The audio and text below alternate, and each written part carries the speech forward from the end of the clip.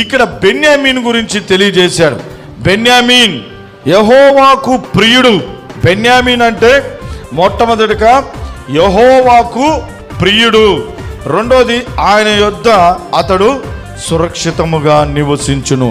మూడోదిగా దినమెల్లా ఆయన అతనికి ఆశ్రయమగును.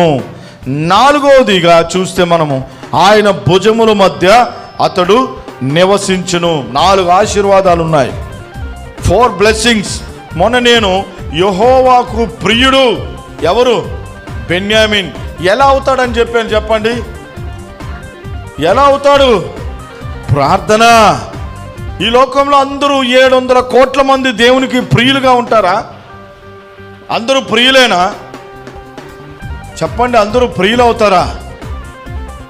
ఎవరవుతారు దేవునికంటే? దానియేలులాగా ముమ్మారు ప్రార్థన చేస్తే.